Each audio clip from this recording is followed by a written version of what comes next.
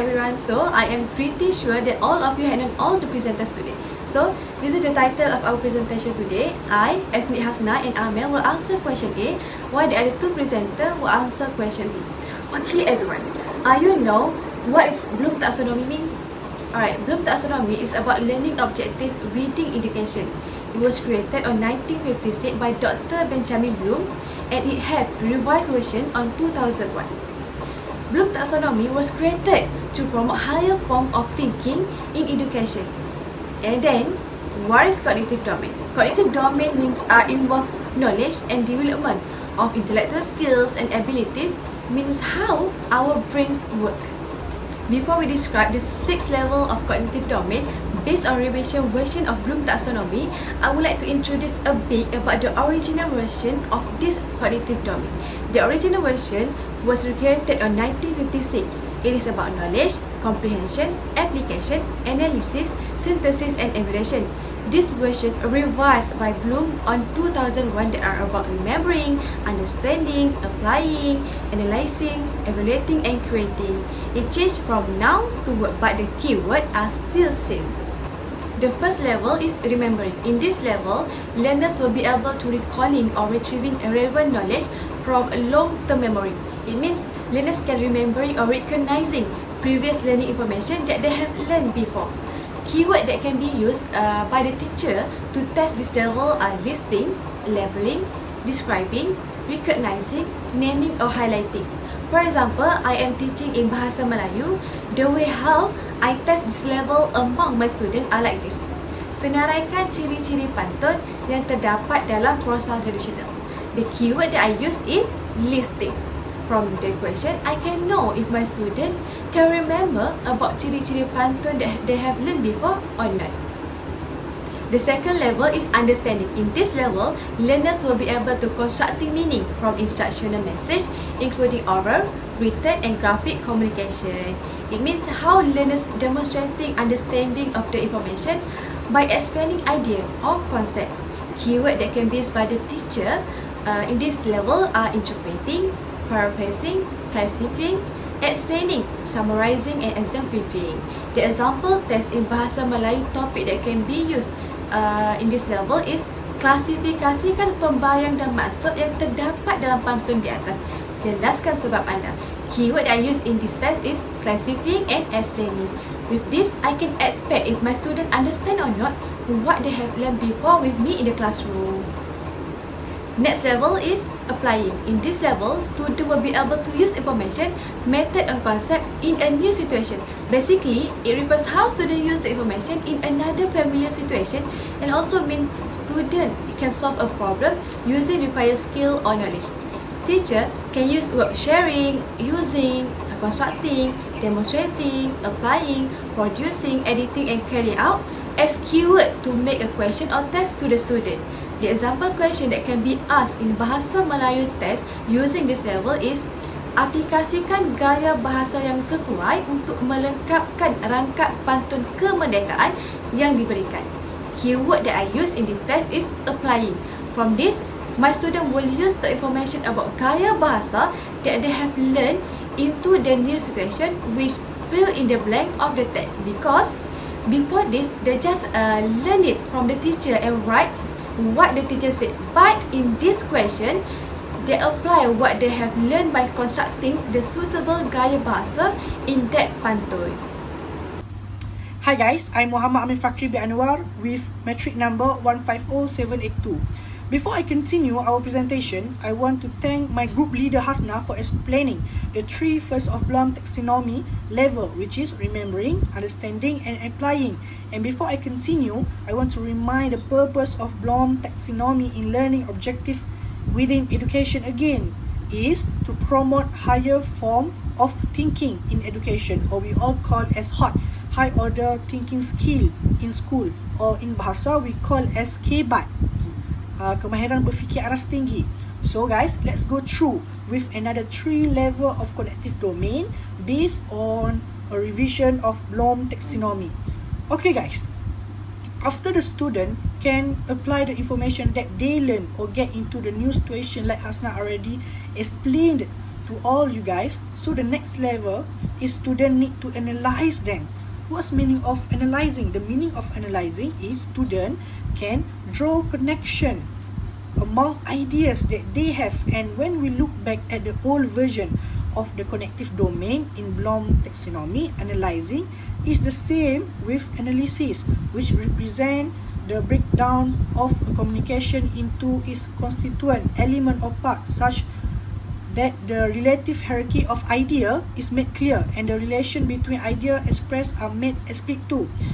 Maybe it's hard to understand the explanation, but the easier way to understand this level is student can think about differences of A and B. For example, differences of man and woman, differences of cat and dog, and they can find shortcoming of fault in the question that they have learned. The keyword that can help us as an assessor to find out which question can be categorized in analyzing are the word of comparing, the word of organizing, and finding. And they have more other keywords that Dr. Lim has already shared them with us. For example, in Bahasa Melayu, or more specifically in pantun, the question bandingkan perbezaan antara pantun nasihat dan pantun jenaka can be categorized in analyzing level question because the word bandingkan is used. Student need to find out what's the differences between pantun nasihat and pantun jenaka, and they need to look at both of them and analyze in various aspects. Okay, we go to another level, which second last of level in Bloom taxonomy, which is evaluating. What's meaning of evaluating? The meaning is student can make judgment. Student can make the judgment based on criteria and standard through checking and critiquing. And this include justifying a decision or course of action that student make. This level, for me, can help, for my opinion, this level can help and train students to think more critically and present arguments to defend their action and their own opinion. The keyword or the word that always used when assessor making question in evaluating level is checking, critiquing, judging, detecting, experimenting. For example, in Bahasa Melayu subject, berdasarkan pendapat anda, this sentence already ask student about their opinion. Berdasarkan pendapat anda, berikan kritikan terhadap pantun jenaka Pak Kado. This question ask student opinion and want them to critique on pantun Pak Kado. Criticism can be made in various aspects, like the message that have in that pantun or anything else. Okay guys, for the last level in connective domain based on Bloom taxonomy is creating. The word creating already helped us to understand that this level, we as assessor want student to create something new. Let's look for definition. Creating is put element together to form a coherent whole reorganized into a new pattern or structure. Like what I'm saying, this level wants student to produce new or original work, includes generating new idea. The word or the keyword that we can use to make question for this level is designing, constructing, and planning. This word refer to make something new which is originally come from student. For example, reka sebuah pantun bertemakan Hari Guru. Student needs to create or design. The word create and design refer to reka pantun for Hari Guru. Lastly, when I say about Bloom taxonomy is aimed at helping educator identify the intellectual level at which individual students are capable of working, and like evaluating level, this helps students to make their own decision, which teach them to be more courage when giving opinion. And for the whole connective domain based on Bloom taxonomy is help students to think critically, which is good for them. Okay guys, last but not least, there is something we need to remember, which is before we can understand a concept, we have to remember. Before we can apply the concept, we must understand. Before we analyze it, we must be able to apply it. And before we can evaluate its impact, we must have analyzed. And if we want to create, we must remember, understand, apply, analyze, and evaluate. So each level are important to help students think critically. So that's all from me. I will pass to next presenter. Thank you. Assalamualaikum and have a nice day everyone. My name is Siti Nazira Abedi Sakiam. My metric number is 152113. For the question B, my friend and I will compare between the traditional trends and current trends of educational assessment. So I will pass to my friend first to compare about it. Assalamualaikum and hi, my name is Anfatra binti Mazlan with metric number 152223. I will start explaining about the differences between traditional trend and current trend assessment in education. First of all, traditional trend, also known as back to basic, conventional education or customary education, while current trend are more to comprehensive education, and there are so many things that we have to focus on. Okay, we move to first point. Okay, traditional trends is about assessing learning outcomes, which is it just focus on one process, while current trends are assessing both of the process as well as learning outcomes. Both of the process means teaching and learning process. Okay, I have an example for you to understand. Okay, in traditional trends, students be able to mention what is the types of the sentences like ayat tanya, ayat suruh, ayat perintah, ayat penyata, and so on. While current trends students not just to mention the types of the sentences, but they are also be able to list out what of the type of each sentences. Like ayat perintah, they have their own types like ayat larangan, ayat suruhan, and so on. Okay. In current trends, students also be able to teach their friends, while their friends needed to make their friends more understand, because in another word, traditional process is more to teacher centered, while current trend is more to student centered. Okay, next we move to second point. Okay, according to traditional trends, knowledge, skills, and abilities are assessed in isolation. It means students have to sit for their examination in the hall or closed board, while current trends are more comprehensive assessment of knowledge, skills, and abilities, like I said earlier. On this trend, assessment can be done anytime or anywhere. It depends on teachers. Okay, for example, like I said earlier, using traditional trends, students will sit for their examination in the hall or closed board, and they will be isolated, while current trend assessment can be done anytime or anywhere, even in laboratory, library, in the classroom, or anywhere. Okay, third point is traditional trends using one method of assessment, while current trend using multiple method of assessment. Okay, traditional trends only assess in main or general examination and proceeds once or twice a year.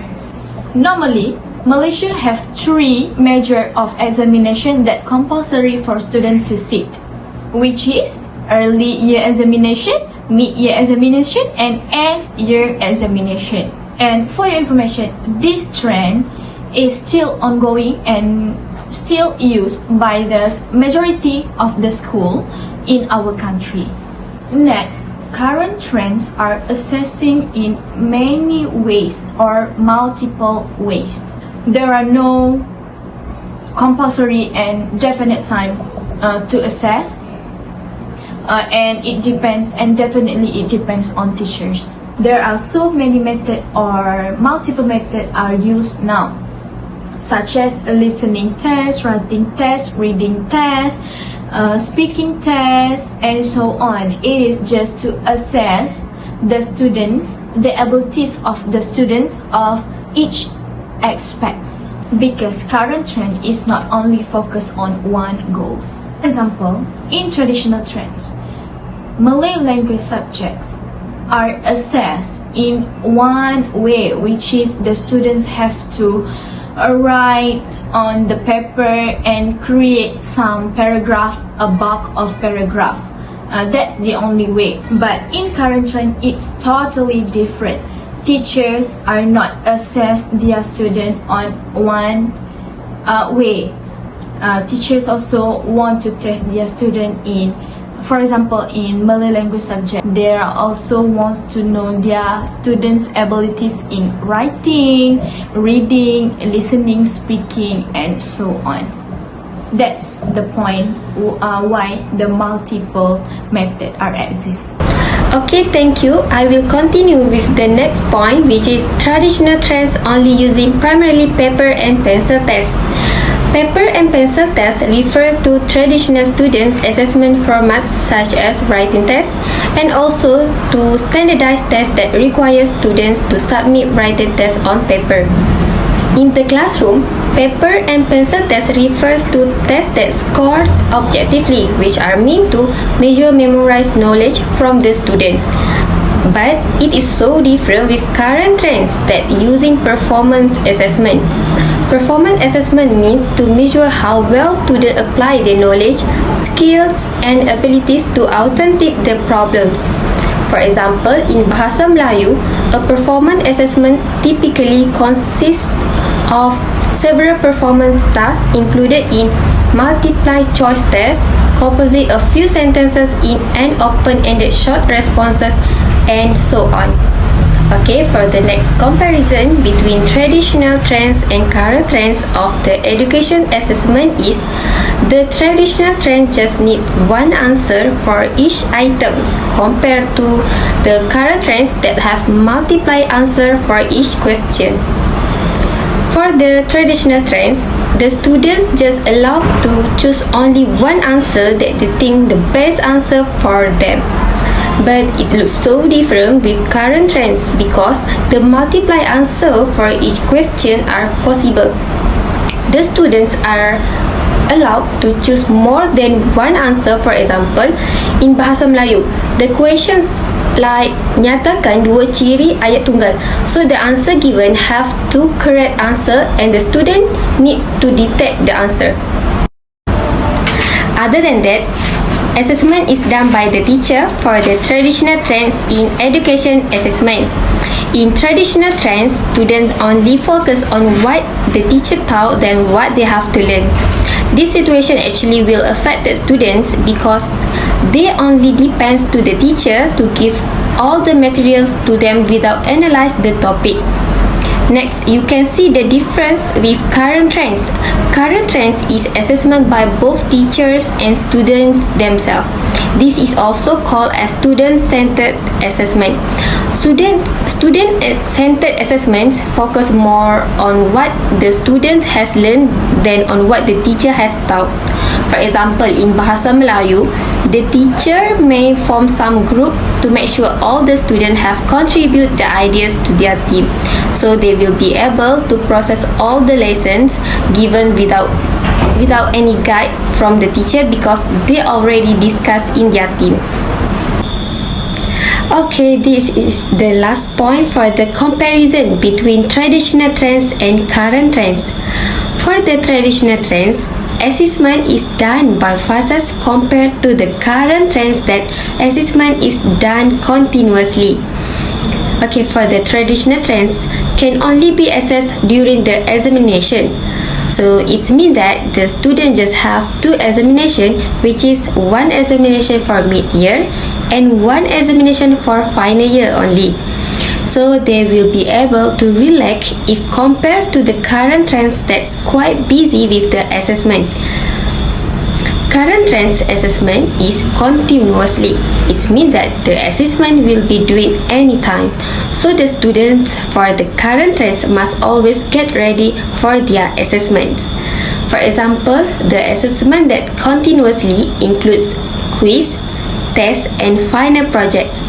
That's all from me. Thank you for listening. Okay, we are done explaining about 6 domains of Bloom taxonomy and the differences between traditional trends and current trends assessment in education. We are also come out with suitable examples for you to understand.